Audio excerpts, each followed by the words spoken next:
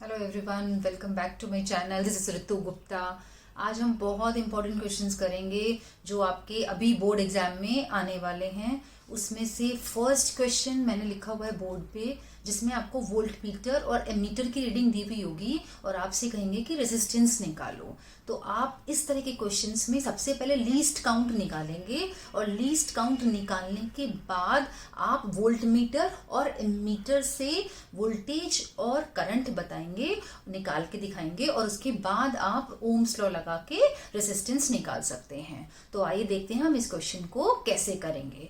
तो अगर आपके पास ये दिया हुआ है, ये वोल्ट मीटर की रीडिंग है और ये एमीटर की रीडिंग है, तो पहले हम निकाल लेते हैं लीस्ट काउंट। अब आप कहेंगे लीस्ट काउंट क्या होता है? तो लीस्ट काउंट वो सबसे छोटा मेजर है जो हम किसी भी चीज से का मेजर कर सकते हैं। जैसे कि एक एग्जांपल लेते हैं, ये स्केल है। जैसे अब हम कहते हैं कि स्केल से आप मोस्टली या तो इंचेस में आप मेजर करते हो या सेंटीमीटर में मेजर करते हो। 1 सेंटीमीटर की लाइन, 2 सेंटीमीटर की लाइन। अगर सेंटीमीटर में भी अगर आप देखो तो अगर ये मैं दिखाऊं आपको कि ये 1 सेंटीमीटर है, तो 1 सेंटीमीटर में भी 10 डिविजन्स होते हैं। तो अगर उसमें से भी आपको पहले डिवीजन का बोले कि कितना मेजर होगा, जो पहला डिवीजन होता है 0 के जस्ट बाद वाला, तो आप क्या करेंगे? इसी को हम लीस्ट काउंट कहते हैं। जो हम सबसे छोटी वैल्यू मेजर कर सकते हैं उसे हम लीस्ट काउंट कहते हैं। तो अब हम लीस्ट काउंट निकालते कैसे हैं? तो हम लीस्ट काउंट निकालना सीखेंगे इस फॉर्मूले से। लीस्ट काउंट का फॉर्मूला है, जो भी आपकी नियर रीडिंग है, REN, जो भी नियर रीडिंग है उसे डिवाइड कर देंगे हम नंबर ऑफ डिविजन से। तो सबसे पहले हम लीस्ट काउंट इसका निकाल लेते हैं, फिर इसका निकाल लेते हैं, फिर हम इनका वोल्टेज और करंट निकालेंगे। तो करेंगे कैसे लीस्ट काउंट निकालने के लिए? लीस्ट काउंट मैं इसका निकाल रही हूँ पहले, वोल्ट मीटर वाले उसका। तो नियर रीडिंग, सबसे पहले नियर रीडिंग क्या है? इस पे 1 है, तो 1 को हम डिवाइड करेंगे किससे? मैंने बोला है नंबर ऑफ डिविजन्स। तो नंबर ऑफ डिविजन्स कितने हैं? 0 से 1 के बीच में नंबर ऑफ डिविजन्स कितने हैं? 10। तो हम इसे 10 से डिवाइड करेंगे तो हमारे पास आ गया ये 0.1 वोल्ट। तो ये लीस्ट काउंट है हमारे वोल्ट मीटर का। अगर हमें एमीटर का लीस्ट काउंट निकालना है तो एमीटर का लीस्ट काउंट निकालने के लिए हम क्या करेंगे? LC इज इक्वल टू, यहाँ हम करेंगे इसकी नियर रीडिंग। जल्दी से देख के बताओ एमीटर में क्या है नियर रीडिंग हमारी? बिल्कुल सही दिखाई दे रहा है आपको, 0.1। तो यहाँ 1 था, 1 की जगह यहाँ 0.1 है, तो सबसे ऊपर लिखेंगे 0.1 नियर या फर्स्ट, कुछ भी बोल सकते हो, फर्स्ट रीडिंग भी बोल सकते हो इसको। और हम इसे डिवाइड करेंगे नंबर ऑफ डिविजन से। तो कितने डिविजन है हमारे? 0.1 में यहाँ भी हमारे 10 डिविजन है। मोस्टली आप कहीं भी देखोगे, स्केल में भी आप देखोगे, जब आप पहला सेंटीमीटर मेजर करते हो, पहले सेंटीमीटर को जब आप मेजर करते हो तो उसमें भी जो होता है कितने होते हैं? मैंने आपको गलत दिखा दिया, ये रहा। तो ये जो पहला 1 जब आप मेजर करते हो तो इसमें भी 10 डिविजन्स होते हैं, तो मोस्टली 10 ही डिवीजन होते हैं। तो डिवाइड कर देंगे हम, कितने डिवीजन है? 10 से। तो ये कितना आ गया? यहाँ पे 0.1 को डिवाइड कर रहे हैं तो ये आ गया 0.01। ठीक है, क्योंकि ये करंट था तो ये आ गया एम्पियर में लीस्ट काउंट। ओके, अब हमें क्या करना है? लीस्ट काउंट तो हम निकाल चुके कि इसका ये है और इसका 0.1 है, इसका 0.01 है। अब हमें निकालना है कि जहां हमारा निडल है, जब हमने वोल्ट मीटर को कनेक्ट किया सर्किट में तो निडल कहाँ आई? यहाँ पर आई। तो ये हम पहले डिवीजन काउंट करेंगे कि इसकी जो निडल है ये हमें कितना ज्यादा कौन से डिवीजन पे है। तो कैसे काउंट करेंगे? 1 2 3 काउंट करो। ये आगे 10 तो हमें पता ही है, 1 तक 10 है, 11 12, तो ये 12th डिवीजन पे है। ठीक है, इसी तरह से हमें यहाँ मीटर में काउंट करनी है। तो दिस यहाँ तक तो 10 है ही, 0.1 तक 11 12 13, ये 13th है। ठीक है, तो आप जहां आपके निडल आपकी क्वेश्चन पेपर में हो वो वाली आपको डिवीजन नंबर देखना है। अब हमें चाहिए फाइनल रीडिंग, कि हम फाइनल रीडिंग कैसे निकालेंगे कि वोल्ट मीटर हमें इतनी वोल्टेज दे रहा है। तो फाइनल रीडिंग के लिए फॉर्मूला आप लिखेंगे, final reading is equal to जो भी आया आपका LC into division number.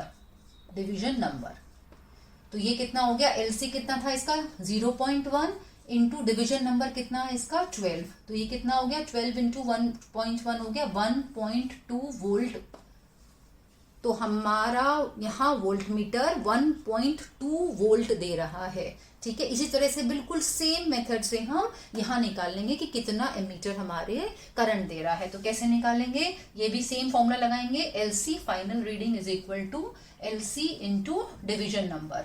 LC कितना है 0.01 और डिवीजन नंबर कितना है 13th, जो हम पहले ही काउंट कर चुके हैं। तो ये कितना हो गया, ये हो गया 0.13 एम्पियर। ठीक है, जब मल्टीप्लाई करेंगे तो 0.13 एम्पियर आ गया।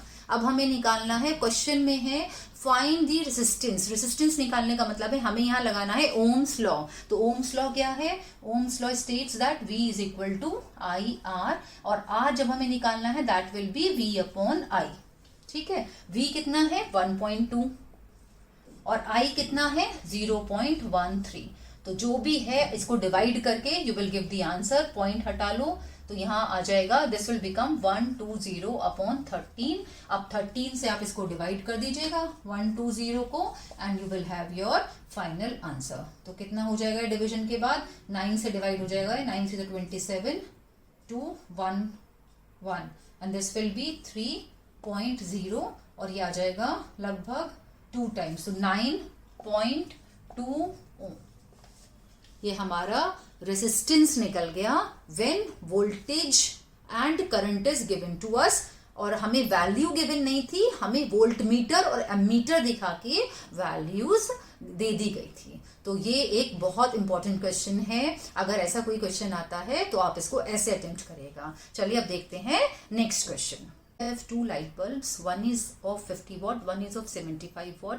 We have to compare them and we have to tell that which of these will have higher resistance. तो हमें higher resistance के बारे में कैसे पता लगेगा, जब हम पावर, वोल्टेज और रेजिस्टेंस वाले फॉर्मूले को आपस में रिलेट करेंगे। पावर के हमारे पास कौन कौन से फॉर्मूले हैं, पावर का फॉर्मूला है हमारे पास P is equal to VI, दूसरा फॉर्मूला है हमारे पास P is equal to I square R, और तीसरा फॉर्मूला है P is equal to V square upon R। अब हम इसमें से कौन सा फॉर्मूला यूज करेंगे, P is equal to VI तो हम नहीं यूज करेंगे क्योंकि यहाँ हमारी करंट की कहीं बात ही नहीं हो रही। 75 watt we are talking about 50 watt and then we are saying both are design to operate at 120 volt, दोनों सेम वोल्टेज पे हैं। तो हमें कौन सा फॉर्मूला सेलेक्ट करना है जिसमें वोल्टेज की बात हो रही है, पावर की बात हो रही है और रेजिस्टेंस की बात हो रही है। तो वो कौन सा वाला है, ये थर्ड है, हम इसको भी यूज नहीं करेंगे। तो हम थर्ड फॉर्मूले को यूज करके बता सकते हैं कि किसका हायर रेजिस्टेंस होगा। अब आप यहाँ देखो P is equal to V square upon R का मतलब हुआ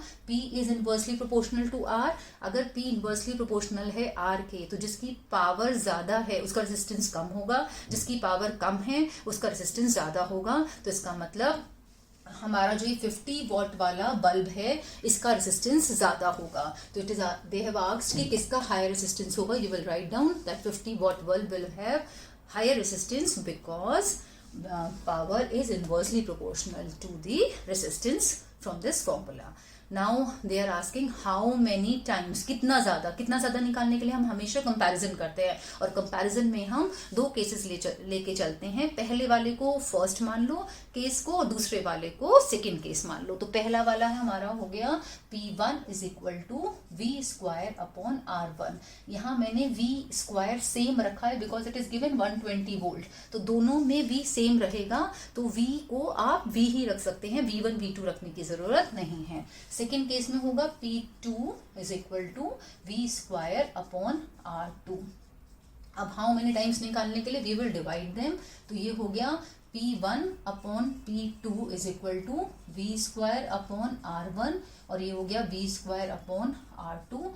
अब इसको सॉल्व कर लो, सिंपल लीनियर इक्वेशन लगा के, ये नीचे आएगा R1 और ये ऊपर चला जाएगा, this will be V square into R2 upon R1 into V square will cancel out with V square. तो हमारे पास रिलेशनशिप क्या आ गया, P1 अपॉन P2 रिलेशनशिप आ गया। मैं यहाँ पे लिख देती हूँ P1 upon P2 is equal to आया हमारा R2 upon R1। Now P1 हमारा फर्स्ट बल्ब है, फर्स्ट बल्ब इज 75, तो this will be 75 upon 50। P2 आ गया हमारा 50 is equal to R2 upon R1।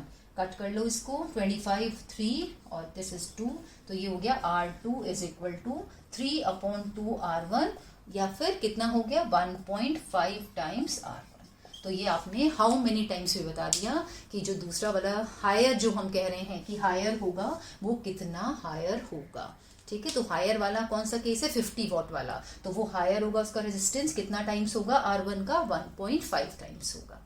तो I think second question is clear to you. अब देखते हैं जल्दी से थर्ड क्वेश्चन। और एक बात और बता दूं मैं आपको कि physics is not only about numericals. तो आप ये सोच के पेपर में मत जाना कि सारे के सारे न्यूमेरिकल्स आएंगे, थ्योरी भी बहुत सारी आती है। तो थ्योरी में आपको सारी अपनी डेफिनेशन अच्छे से याद करनी है। What is the definition of 1 joule, what is the definition of 1 volt, जितनी भी पोटेंशियल डिफरेंस, पोटेंशियल, ये डेफिनेशंस आपको सारी की सारी याद करनी है। तो मैं थर्ड क्वेश्चन जो लूंगी वो थ्योरी का ही ले लेती हूँ कि व्हाट इज द डेफिनेशन या define potential and potential difference. दोनों के डेफिनेशन में बहुत छोटा सा डिफरेंस है जिसमें कि बच्चे गलत कर देते हैं। तो मैं थर्ड क्वेश्चन में आपको बता देती हूँ कि पोटेंशियल और पोटेंशियल डिफरेंस को कैसे आप डिफाइन करोगे। पहले तो पोटेंशियल या पोटेंशियल डिफरेंस कुछ भी डिफाइन करेंगे तो सबसे पहले आप बताएंगे कि पोटेंशियल होता क्या है, work done.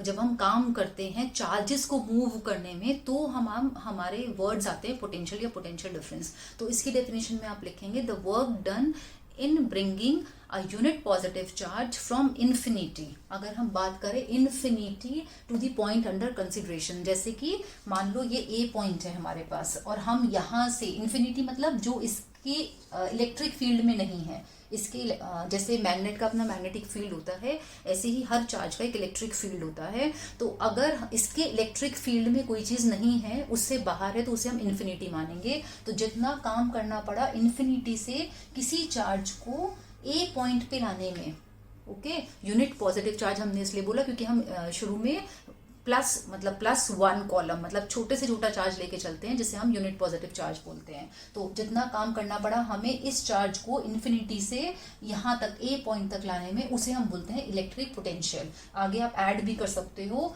In an electric field, in an electric field.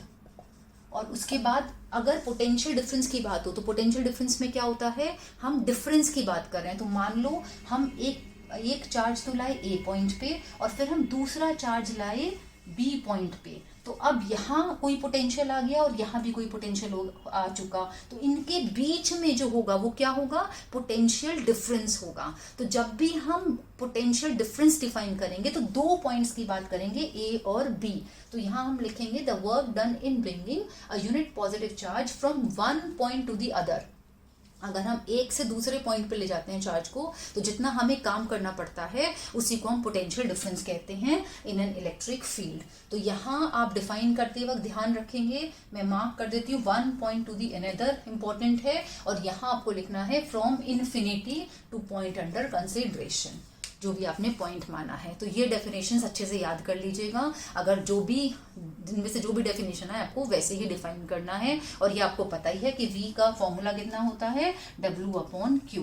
अब इसमें एक और क्वेश्चन आता है जैसे डिफाइन 1 वोल्ट। अभी मैंने पहले भी बताया था आपको कि उसकी डेफिनेशन आप ठीक से याद करके जाना। तो अगर 1 वोल्ट आपको डिफाइन करना है तो फॉर्मूले से आप डिफाइन कर सकते हैं। अगर आपको याद नहीं भी रहता और आपको फॉर्मूला पता है तो आप इजीली यहाँ से डिफाइन कर सकते हैं 1 वोल्ट कितना होता है। कितना होता है 1 वोल्ट, अगर डिफाइन करें तो मैं यहाँ पे लिखूँ अगर, तो ये बन जाएगा 1 volt is equal to 1, what is the unit of work done, joule, 1 joule upon 1 coulomb. तो अगर आपको 1 वोल्ट डिफाइन करना है तो आप कैसे डिफाइन कर सकते हैं, the work done in bringing 1 column of charge, या फिर if 1 joule of work is done in bringing 1 column of charge to the point under consideration, then the potential is 1 volt. तो अगर 1 वोल्ट डिफाइन करना है तो 1 joule आपको काम करना है और चार्ज जो आप लेंगे वो क्या होगा, 1 कॉलम चार्ज होगा। तो if 1 joule of work is done in bringing 1 column of charge to the point under consideration, then the potential is 1 volt. तो ये आपके आज कुछ क्वेश्चंस मैंने करा दिए हैं। मैं एक और वीडियो आपको शेयर कर दूंगी आपके एग्जाम से पहले, और जिसमें थोड़े से थियोरेटिकल और थोड़े से आपके न्यूमेरिकल्स क्वेश्चन होंगे। Thank you so much. अगर वीडियो आपको अच्छी लगे तो लाइक कीजिए, और अगर अच्छी नहीं लगे तो डिसलाइक कीजिए। अपने दोस्तों के साथ शेयर करिए और मेरा चैनल सब्सक्राइब जरूर करिए। Thank you so much.